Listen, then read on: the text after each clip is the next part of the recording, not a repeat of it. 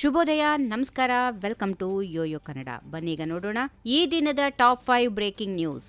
ಕುರ್ಚಿ ಜಟಾಪಟಿ ಹೊತ್ತಲೇ ರಾಜ್ಯ ಕಾಂಗ್ರೆಸ್ನಲ್ಲಿ ಭಾರೀ ಬೆಳವಣಿಗೆ ನಡೆದಿದೆ. ಕೆಪಿಸಿಸಿ ಅಧ್ಯಕ್ಷರ ಬದಲಾವಣೆ ವಿಚಾರವಾಗಿ ಡಿಸಿಎಂ ಡಿಕೆ ಶಿವಕುಮಾರ್ ಮತ್ತು ಸಚಿವ ಕೆಎನ್ ರಾಜಣ್ಣ ನಡುವೆ ಜಟಾಪಟಿ ನಡೆದಿತ್ತು.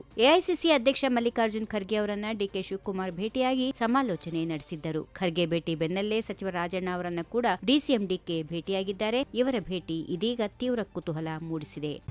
ಬಿಎಸ್ ಯಡಿಯೂರಪ್ಪ ಲಿಂಗಾಯತರಲ್ಲ, ಬಿಜೆಪಿಯ ಬ್ಲಾಕ್ ಮೇಲರ್ ಎಂದು ಶಾಸಕ ಬಸನಗೌಡ ಪಾಟೀಲ್ ಯತ್ನಾಳ್ ಮತ್ತೆ ಗುಡುಗಿದ್ದಾರೆ.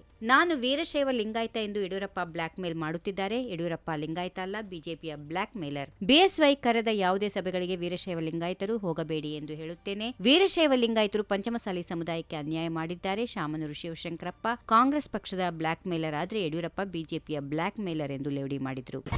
ಸಿನಿಮಾ ಕಲಾವಿದರ ಕುರಿತು ನಟ್ಟು ಬೋಲ್ಟು ಟೈಟ್ ಮಾಡುತ್ತೇವೆ ಎಂದು ಹೇಳಿಕೆ ನೀಡಿದ್ದ ಡಿಸಿಎಂ ಡಿಕೆ ಶಿವಕುಮಾರ್ ಇದೀಗ ತಮ್ಮ ಹೇಳಿಕೆಯನ್ನು ಸಮರ್ಥಿಸಿಕೊಂಡಿದ್ದಾರೆ. ನನ್ನನ್ನು ಟೀಕೆ ಮಾಡೋದಿದ್ರೆ ಮಾಡ್ಲಿ, ಸಂತೋಷ. ನಾನು ಹಳ್ಳಿ ಭಾಷೆಯಲ್ಲಿ ಹೇಳಿದ್ದೇನೆ. ನಾನು ಇಂಡಸ್ಟ್ರಿ ಒಳ್ಳೆಯದಕ್ಕೆ ಹೇಳಿದ್ದೇನೆ. ಇಂದು ಇಂಡಸ್ಟ್ರಿ ಸಾಯುತ್ತಿದೆ ಎಂದು ಹೇಳಿದರು.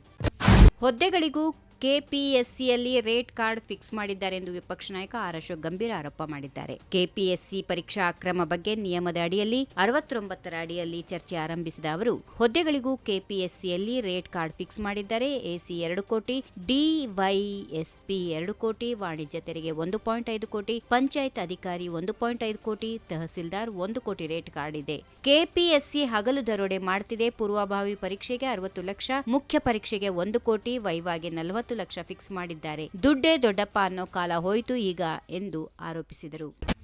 ಮರಾಠ ಪುಂಡರಿಂದ ಬಸ್ ಕಂಡಕ್ಟರ್ ಮೇಲೆ ಹಲ್ಲೆ ಮತ್ತು ಕರ್ನಾಟಕ ಬಸ್ಗಳಿಗೆ ಮಸಿ ಬಳಿದಿರುವುದನ್ನು ಖಂಡಿಸುತ್ತಾ ಮಾರ್ಚ್ 22ರಂದು ಕನ್ನಡ ಪರ ಸಂಘಟನೆಗಳು ನೀಡಿರುವ ಕರ್ನಾಟಕ ಬಂದ್ ಬಗ್ಗೆ ಸಾರಿಗೆ ಸಚಿವ ರಾಮಲಿಂಗಾರೆಡ್ಡಿ ಪ್ರತಿಕ್ರಿಯೆ ನೀಡಿದ್ದಾರೆ. ಬೆಳಗಾವಿ ಕಂಡಕ್ಟರ್ ಮೇಲೆ ಹಲ್ಲೆ ನಡೆದು 8ರಿಂದ 10 ದಿನಗಳು ಕಳೆದಿದೆ. ನಮ್ಮ ಬಸ್ಗಳಿಗೆ ಮಸಿ ಬಳಿದಿದ್ರು.